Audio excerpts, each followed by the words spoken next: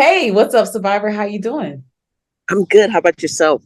I'm doing good. I'm doing good. Welcome to Survivor with Mommy So True. Thank you so much for wanting to share your story. I am so thrilled to hear it and excited to just put it out there for the world. Like somebody's going to catch this story and it's going to do something for you. So, Survivor, where do you want to start? Um, Shoot, we could start from like the beginning of my life or like birth, you know. I would love to Um, hear that. Okay. well, well, maybe not that far back, but you get it. A lot of people say I have a narcissistic mother, father, and a sibling, and man, a lot of people have that story of, oh, there's more pictures of the firstborn or of that person than there is of me, and you can't read too deep into that. But I felt it then that, okay, I'm not the favorite, I'm not really loved. I thought it had a lot to do with me being a girl. Mm. But I thought it was because of my dad. My dad, doesn't like women. He comes from a line of a family that doesn't like women, because I guess the women were abusive on their side. And yeah, and I could tell even as a kid. So shoot. My Your mom, sibling, your sibling is a boy? yeah, yeah, Oh, my brother. okay. And uh shoot. But yeah, my mom is just a lot of narcissists on that side of the family too. So it was just my brother and I. And growing up, it was hard because they were really quick to anger.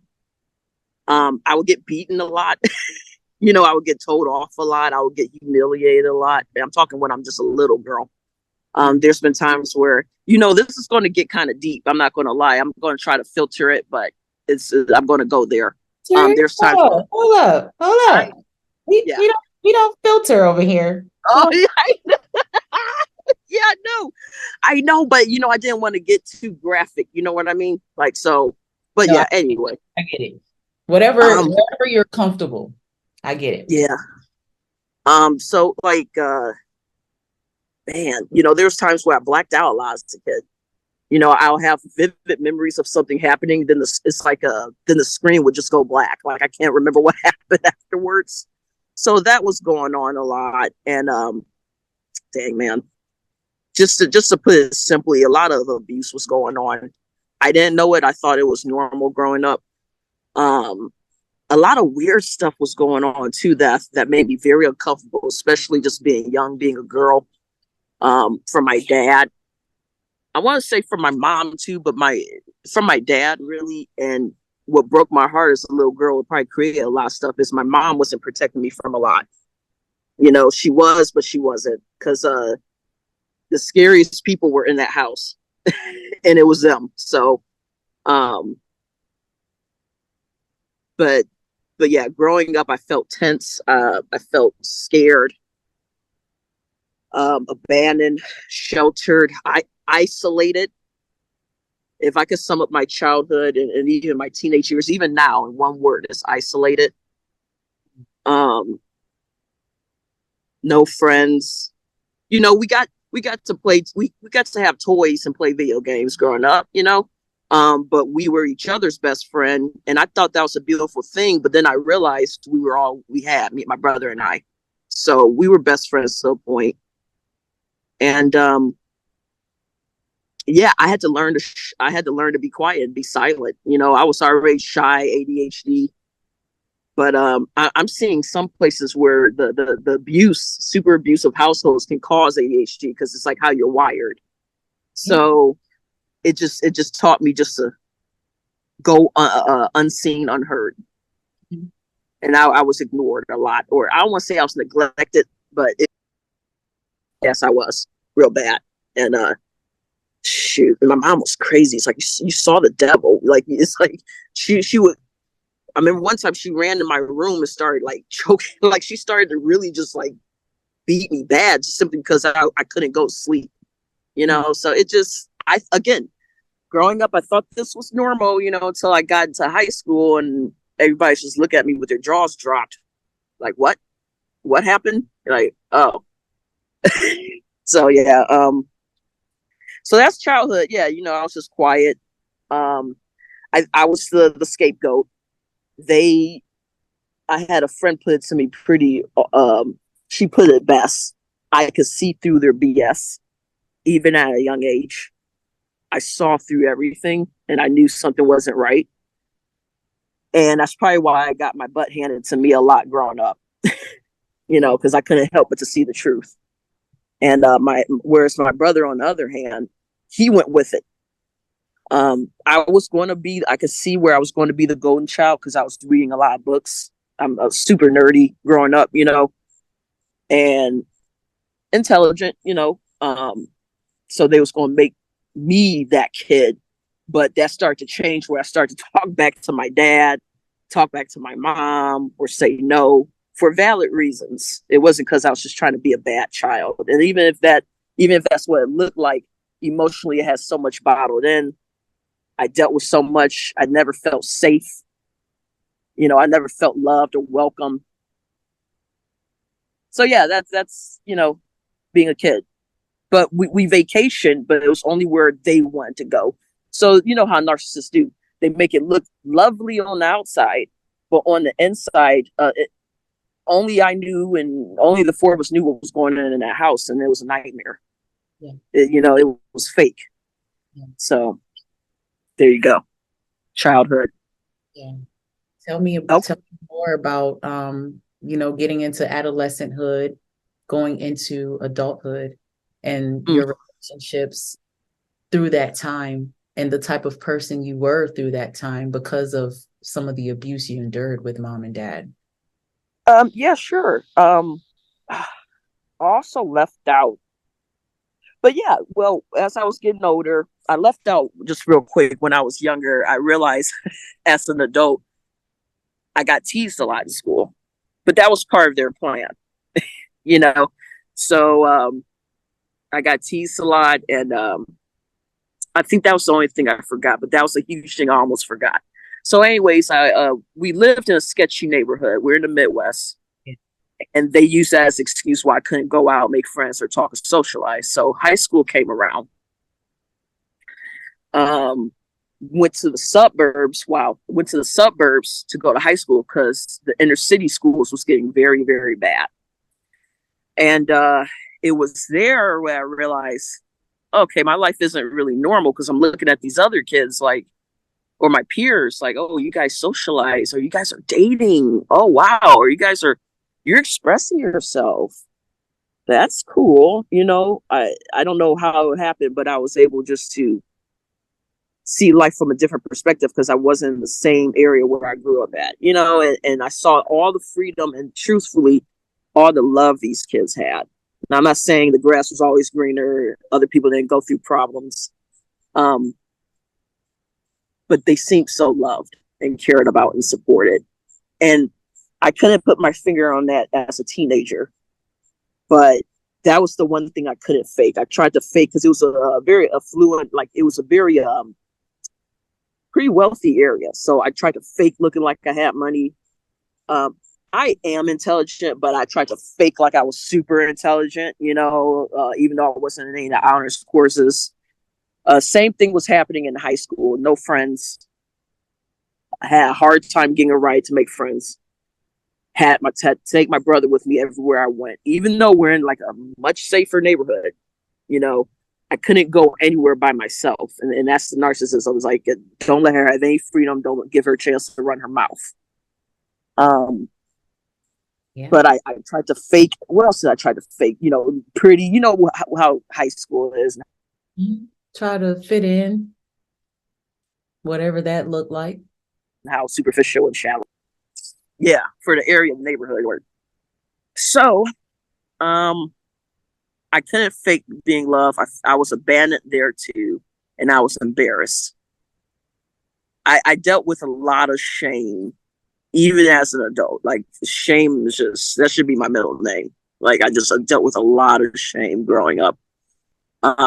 And abandonment, like when I needed them, they wouldn't be there for me, even though they were there.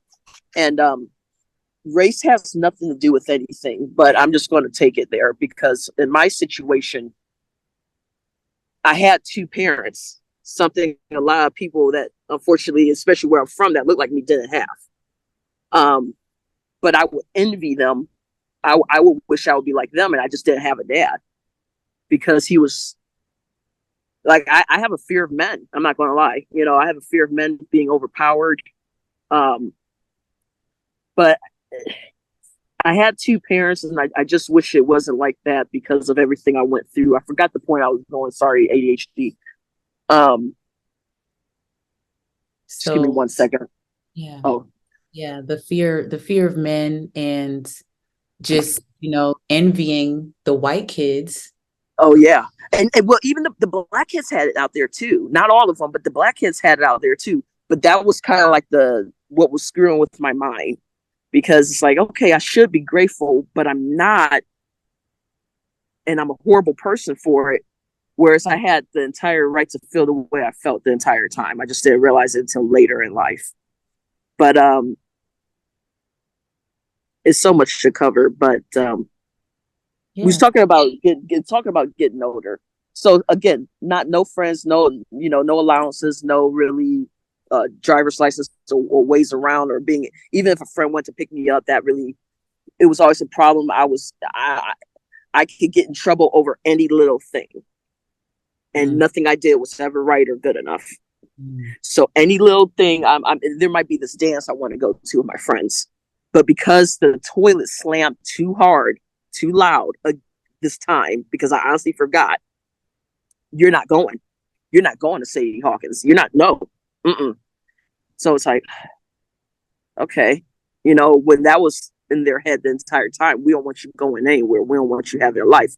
We don't want you to be an individual. I'm a skateboarder at heart. We don't want you being that. You got to be super girly and have on earrings and your hair's done all the time. And you got to get up super early in the morning to get all dolled up and stuff like that, just to make me look good. So I didn't have an identity. It was weird. And the same thing went to college. When I went off to college, I went where my brother went. I wanted to go somewhere totally different, but they wanted me to stay with him. So, don't make our lives harder. You're here to make our lives easier. So you're going where your brother's going. And so that's what ended up happening. I thought it was cool. We was getting an apartment. Then the brakes went out. And who's to say, now that I realize just how deep and how effed up this is, who's to say that they didn't cut the brakes? They didn't do something to the car to stop, because I really don't trust them anymore. But so here I am at college away from my parents, but I can't go anywhere. You're going to go wherever the bus takes you from beginning to end of the day. If the bus isn't running, then you can't go to that party, or you can't go make those friends. You can't go and do those fun things. So I was isolated there. Wow. And now this is just freshman year of college. The economy hit. It got real bad. The recession. So we had to make a decision: do we stay going to school, or do we be smart and try to save some money? So what ended up happening there was we got out of school. They didn't want to keep paying for the apartment anymore. We moved to where their job moved them, or actually my mom's, which is currently the location here. And shoot.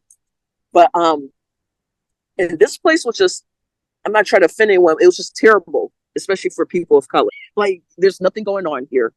It seems haunted. It seems dark. It's a much smaller city than where we're from, much smaller. And people that look like me, you can't just go start a business. You can't just go enter into a competition and you have a fair chance of winning.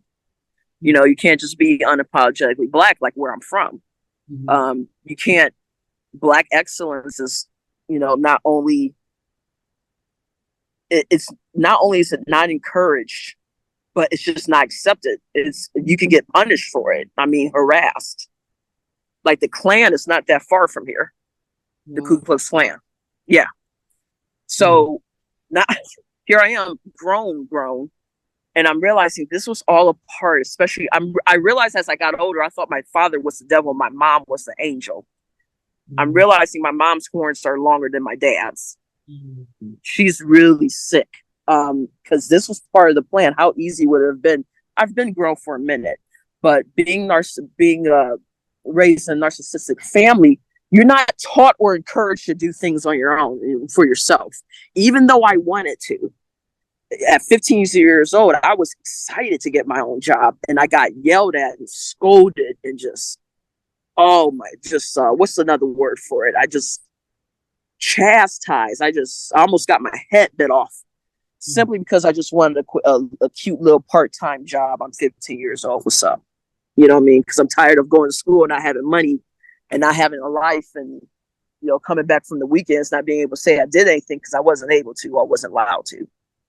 But yeah, I got yelled at for that. So a lot of people will write you off today as lazy. No, I was sheltered. I was held back. It's so many things that I know, but unfortunately, I wasn't allowed to learn like normal people. Saw these mistakes and stumbles in life or whatever, along with the mental health issues going on, which I wouldn't be shocked if it was caused because of that household. I'm not going to lie. It made my life harder, but all I ever wanted to do was excel. Like I said, I'm the nerd, even in the hood. I was I turned in my homework on time. Shit, I didn't play. You know what I mean? But not to give a success a stereotype. It's just I worked my entire life, my fingers to the bone, to not get kind of like where I wound up or where I'm at now, was struggling with everything financially. I was homeless 3 times. When I realized they were playing me, I was done. I was losing my mind. I did end up in a mental institution. That about drove me crazy because you couldn't smoke. So I just said what I needed to say to get the heck up out of there, which was a mistake. And but yeah, and I really summed it up. But even as an adult, let's just talk about my 20s, being in this small town. I love my family. It's nothing I wouldn't do for them. And my whole life, I felt like I raised the kids. I felt like my mom didn't raise me; I raised her. So I'm exhausted. I'm just tired. And those are nervous laughs because ain't shit funny. Excuse me, ain't nothing funny. But like, oh my gosh, why is this happening to me? But anywho, so let me pause you.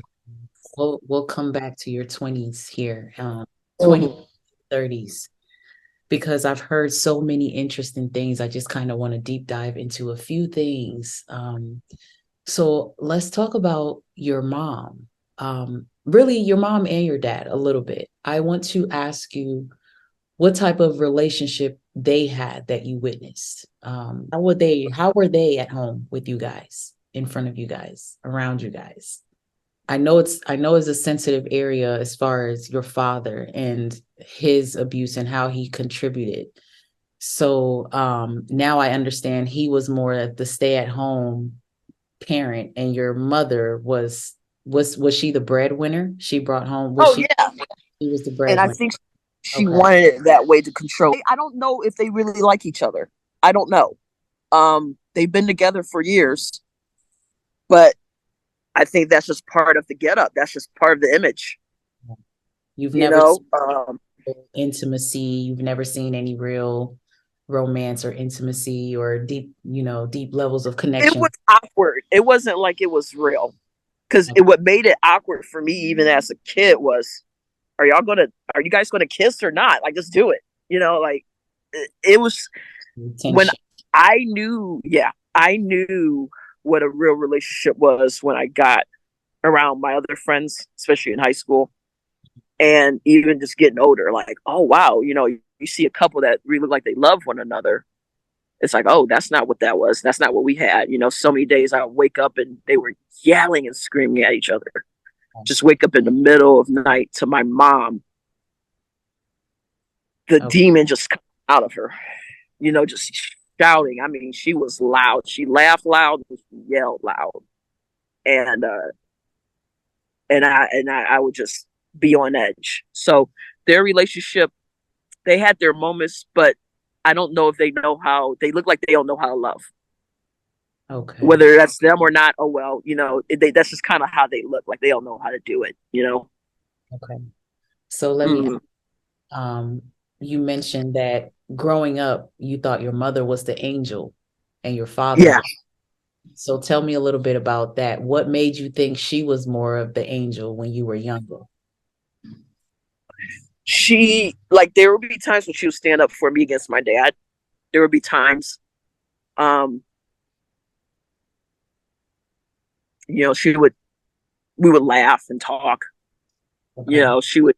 It's like I said, it wasn't like a horrific childhood because again we got things, we would go get food at restaurants or those family nights, but we was only able to do stuff when we was together as a family. We couldn't be individuals, so we have fun, and my mom would be mainly the one paying for everything and doing everything for all four of us.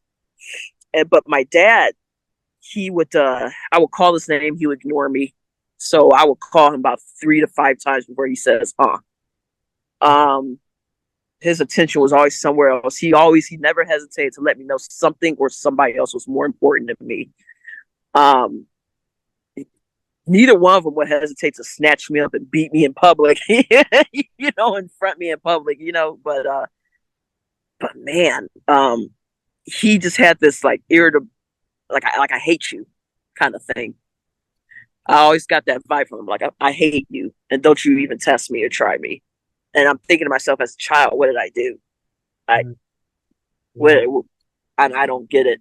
My mom wouldn't make me feel that way, so that's why I thought she was the angel, even though she did a lot. And my dad was the devil, and because my dad wouldn't even hesitate to abandon me in public, you know, like whether it's physically or like verbally, he might do something or say something, or they'll just let people know, like I can't stand you, you know. So I just never felt he never protected me or tried to provide for me or make a way, which is probably why I'm always so like on edge. Like, okay, do I have enough money or something? Because I just never felt supported or something. And most definitely from him, never ever. Okay. Okay. Thank you for sharing that for me. Oh yeah. My next question is revolving around your sibling. So I've Mm, heard that you guys had a positive relationship. It sounds like, although you played different roles, you were the scapegoat. He was more of the role model, or not the role model. God, she was more of the yeah, goat. Did yeah. He they? used to out for them because he would just go with it, like, oh, okay. And I wouldn't really necessarily fight back.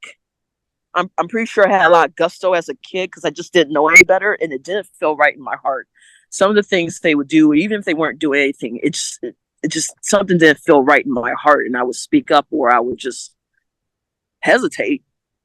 And but he, growing up, we were best friends. He's funny, he's talented, he's awesome. I Oh, noticed a change because he's the golden child. I noticed a change in high school.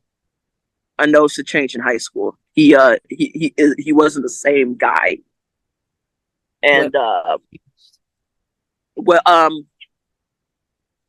he wasn't as silly. He's a clown in a good way. He's a goofball. He wasn't being as playful. Mm, It's like something in his spirit kind of just died, mm, and he just accepted it. Now he was still being himself, but it just wasn't to the intensity that he was, and you could tell it was for a reason. And without a doubt, I'm pretty sure it was them. It okay. was them. Maybe he couldn't be himself. He couldn't do what he wanted, or like my really good friend told me, she said, or who knows, he might have been scared. Yeah. Whereas I wasn't necessarily afraid, you Yeah. know. And even to this day, I'm still not. But uh, Yeah. yeah, that was sad to see because he was just such a sweet boy, just this goofy, chubby little kid, you know. Then he got more silent and more like He wasn't himself. He was just more stiff and rigid, Mm, mm, and like he was hiding, yeah. you know. hmm And So, then I started to notice the narcissism in him. Maybe I want to say around college or a little after that, a little after university. hmm so, so the fear from the abuse affected both of you in a different way. So, Yeah, what, you could say that, and then like I said, because I wouldn't buy into their mess, he didn't get it as bad as I got it. But that's because he already had his mind made up that he was going to go with it, I think. And he never said this to me. This was never said, but you just know. You mm, just know. It's like, okay, well, you're bowing down to them now. I'm still refusing to bow down to them. So I guess you're on their team. So now what we have here is a 3 against 1, right around my early 20s. We're 20 years old. We got 3 against 1 now in a very isolated, kind of racist, sexist city. wow. How did your parents react to you and your brother's relationship growing up? Were they happy about it? Were they envious of it? Did they try to rip you guys apart? Do they like that you're not as close? They How do they feel about your relationship? they seemed happy about it. And looking back, happy about it because hey, if he stays your best friend, we don't have to worry about you going to talk to someone else. And not like I was trying to snitch on him or anything. It's just I'm innocent. I'm thinking everything's cool. I might bring up a situation that happened at home. It's my peers or my friends that look at me and say, "Hey, what was that? What? Can you repeat that?" And so they like the idea of my best friend being my blood brother, because how's the secret going to get out now? So yeah, they liked it. It wasn't until I became more talkative till they really stopped liking. They really didn't like me because now I'm more talkative. Growing up, I was the stereotypical quiet ADHD girl. I was super shy, super quiet, super off to myself. you know. Now, as I started in my 20s, I started becoming more talkative because I didn't have my brother, my best friend. And I could tell that really started to bother them and irritate them. And they started acting kind of more tense or scared or something. And I still didn't understand it at that time. So right around 30, 29, 30 is when I realized, oh, wow, my life was hell. Oh, wow, you guys are narcissists. Mm. Okay. It was until 30, yeah. But all throughout my 20s, I'm noticing weird stuff, but I don't know what it is. You know, Wow. yeah. Wow. I do want to ask you a little bit about your mom. So it sounds like you've discovered who she truly is now at this age. It sounds like that coverted narcissist has revealed itself to you finally, right? So what's interesting is I'm paying attention to the fact that she has secluded you from the world in different Mm, ways since you were a child, all the way now to a whole small town, small city where you can't expand. You can't reach what you need to reach. I'm interested in grab my knowing. fly. I, I mean, mm-hmm. Yeah, I'm interested in knowing what type of a reputation has your mother had her entire life? Did she move because of people? Was this a status change? Was this a job change? What made her move, guys? That Yeah. It was a job change because okay. it was the recession. They closed the place where she worked. They closed it permanently, and they said, "Okay, listen, you can move here or you can take the buyout." She got to thinking about it. She even brought it to us, the family. And mind you, they don't. My mom and dad, they don't have friends. They That's don't what socialize. that's what I'm getting. Okay. Okay. They, So they don't talk to nobody. I never see him socialize or talk to anybody else outside of us, which I thought was so weird because, but no, but the coming here, it was they closed her place. They said, move here or take the buyout. She said, I'm going to come here because it's just making more sense, keep the income flowing in. But also that's keeping control of everything, right? Yes. So, so I moved with her. Like, again, I was 20 years old. And at that age, it's like, okay, yeah, well, you're not 21 yet, but you should know how to do things. I didn't. I didn't really start getting to the groove to my late 20s. So I'm here. What ended up happening was she got ill. 3 to 4 years of being here, she got injured on a and what do you call that? I want to say trauma bond, but don't leave me. I need you. Like I did all this for you in your life, and I raised you. I made sure you had everything you need, and I believed it for a year. I believed it for the longest time. Like, oh yeah, you did do a lot for me and sacrifice your life. No, no, no. But that's what they would try to get you to believe. So I believed it. And I said, oh, well, it's okay, Mom. I'm not leaving your side at all. I love my family. I always cooked for them. I always cleaned for them. There was times in my life where I was the only person doing that in the house, you know. Um, so I'm not going to leave you or nothing like that. I was living on my own for about 3 years. Just occurred to my mother. My dad he doesn't work. He just doesn't work. And so I went. Why doesn't your dad work? I, Is it just a choice? I think so. So he likes being controlled. So he's used to being controlled, or he likes that control. It might be, yeah. It might be that because, like I said, narcissists, like their kids, they're not going to have to do anything unless they absolutely have to. And he was like that. Like, well, why should I? Forget the fact that, you got kids here who really want to go off in life and do things and kind of like, why work when you don't have to? Yeah. But so, like I said, man, that's where a lot of me not feeling the most secure a lot of the times come from. Because I always, when they say homeless people have always been homeless. Yeah. Even when they were living in houses as kids. Yeah. It's always felt that way. So this was almost like bound to happen. But yeah, he just didn't. It was like it was just a gross low vibrational laziness. Even to this day, it's like I don't know why. But yeah. But so you've mentioned to me that your fear of men somewhat comes from your father and his abuse towards you growing up. If you're like me, you want to get rich. So I mean, if you're comfortable in sharing, what about your dad has made you fearful of men, or what is it about his abuse have made you fearful of males?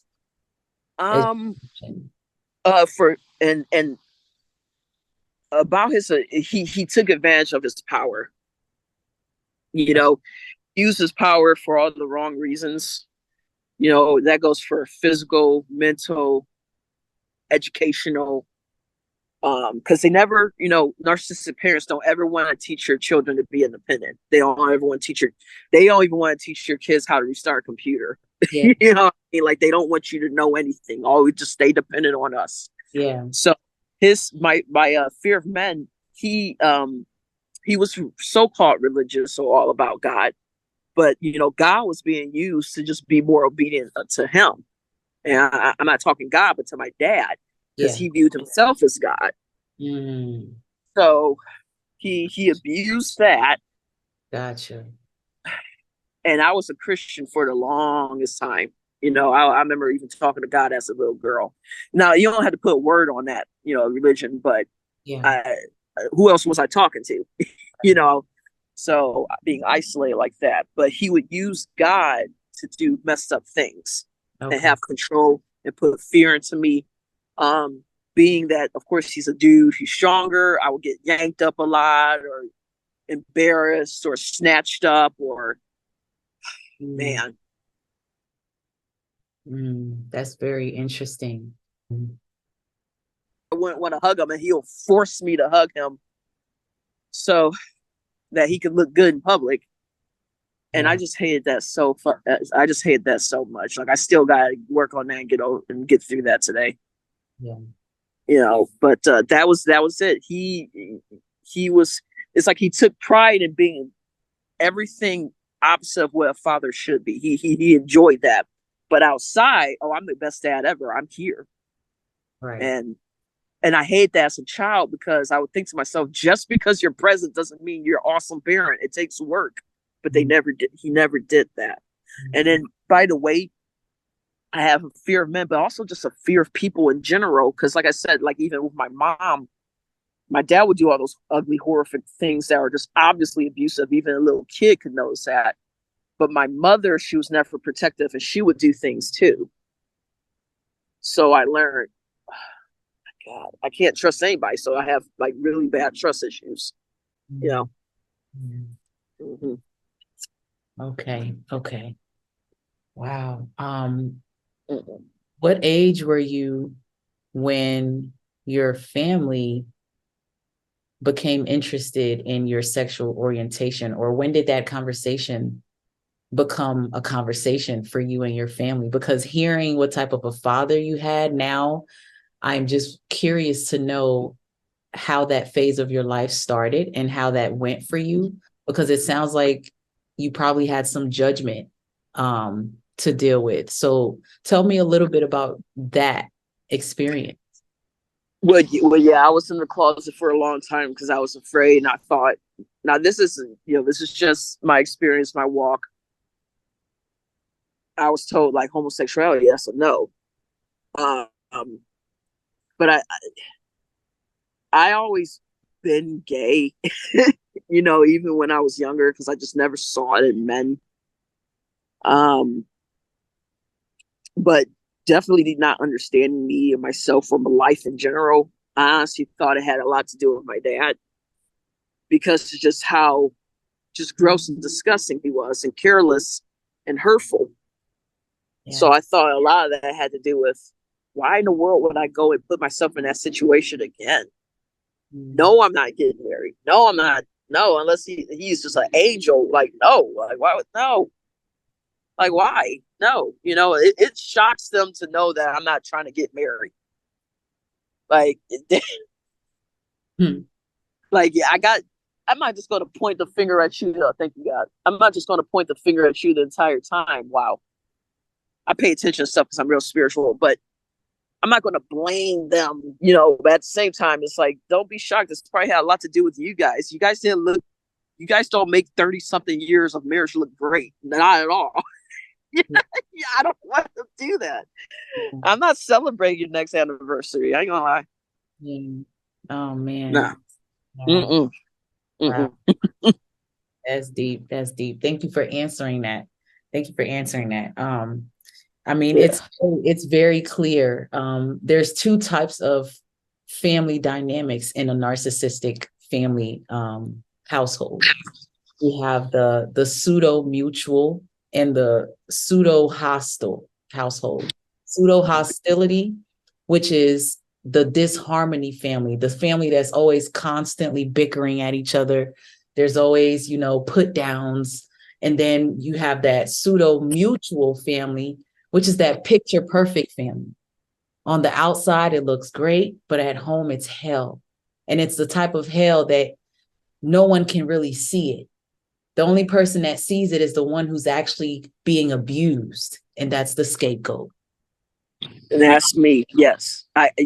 Thank you for. Oh my gosh. Thank you for saying that. Seriously, because I get a bad rep even to this day. I get a really bad rep, and that was the other thing that almost broke me because I wanted to die even as a kid.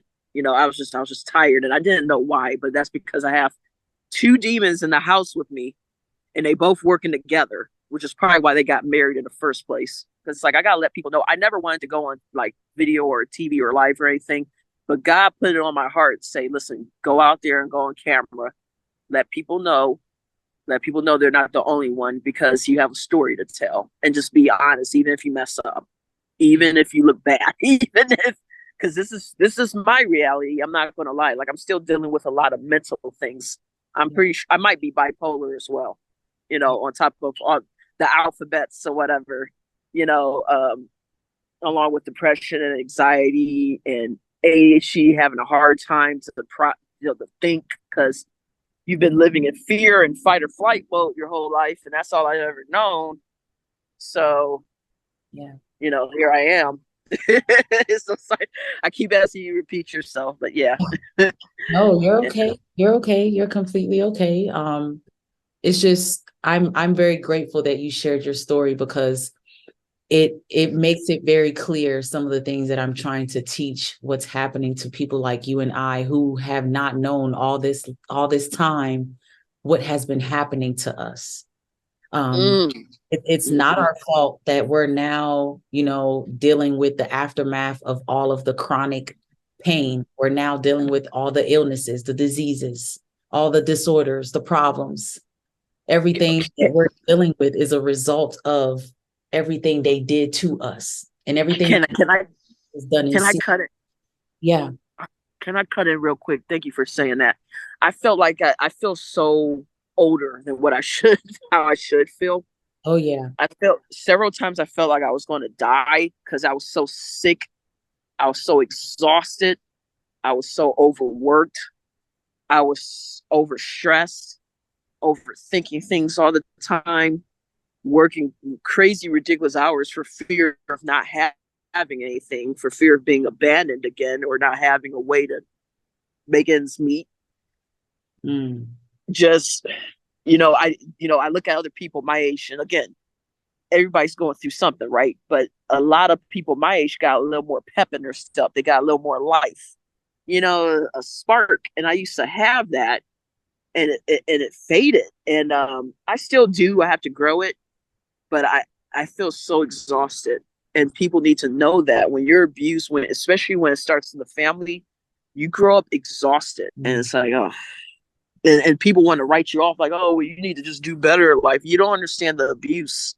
Oh my God. Like, if I could just spend the rest of my life with you guys, I would. You don't understand how badly the abuse cripples you, That's especially if the you've been word. dealing with it since birth. That's the word. From, yeah. And from anybody really, but especially if if everyone on your team is against you and you're the last to know, well, of course your life is going to come out looking crappy. Yeah. Especially if you really did love them and you cared about them, which is why you stayed as long as you did, because they were just that manipulative and good at hiding things. Yeah. Yeah. That was Yo, good. I'm happy for you. I'm proud of us. I'm so I'm proud of touched. you. I'm so touched. That was deep, man. Man, you don't know how many people are going to listen to that and be like, damn, that's my life, bro. Like, bro, that's my life. Like, and a lot of us are not seeing it until our 30s. I didn't start paying attention until I was about 26. But when I turned 30, it's like I was looking through life in a whole different lens. I was like, wait a minute. What? Yeah. Well, did you have a moment where you realized, dang, I really worked hard and this is what I came up with? This is what I got out of it? I feel Yeah. like I should be a lot farther in life because I By the really age did of put the work 30, in.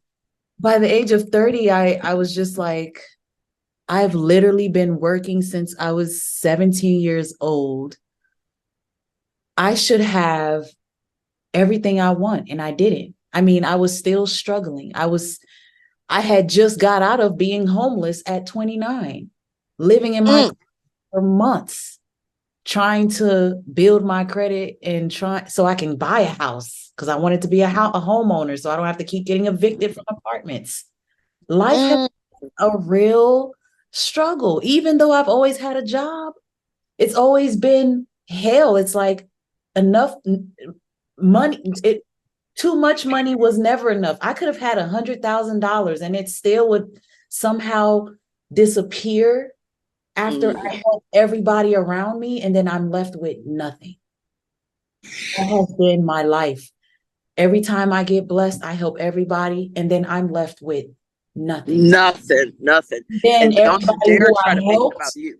is looking at me like, oh, maybe you should do this, or maybe you should, maybe you need to get your life together. Maybe you shouldn't have done that. Maybe, oh, you're pointing out all of my mistakes, but did you forget that when I had it, you drained that shit out of me? Most of Yeah, it you is the bleed at me. parent. So they don't understand. Like you said, no one understands how narcissistic abuse can cripple you. That's why it can break down anybody. You can be a doctor, a nurse. I mean, I don't care what your career is. If it's your family, it's the most damaging. Forget a spouse. You can get over somebody, but your mom, your dad, your siblings, that's a different type of hurt, a different type of pain, a different type of setup and setback. It's different. Because what they're going to say is, oh, well, that's your father, or that's your mother, or That's your you should mom. extend grace. Oh, And it's, man. well, Oh, what about me? How come they don't do that for me then? And all I had was your best interest in mind. yeah. Just wicked, man. Really. Mm-hmm. I've always said narcissistic families are deadly. Narcissistic parents are deadly. And until you open your eyes and get away, you cannot uncripple your life. Until you come up with a game plan to set yourself free, even if you're still with them or around them, if you can mentally put yourself on a whole nother level and just detach from them emotionally and heal those childhood wounds and love on that inner child inside of you, because you've never been loved and you just got to accept that shit and move on with life. Man, yeah. Yeah. Thank you so much for sharing that, Survivor. I really, really appreciate you being here and giving me that opportunity to dive into your life with you and share this beautiful story with other survivors. Such an impactful story, such a touching story, and I resonate with it so heavily, so heavily. I had to hold back because I could sit here and talk to you for hours. I could sit here and talk to you for hours. So thank you so much once again. And those of you that are watching, please do not be afraid to reach out, book a session, to schedule your free interview, share your story. Again, it's completely anonymous, but this is your opportunity for me to give you space to tell the world what you've been through, what your experience has been. Share your story. We're here to listen. Thanks again, Survivor. Until next time, beautiful people, if you haven't already, make sure that you like, comment, and subscribe. This is your girl, Mommy So True, Survivor to Survivor.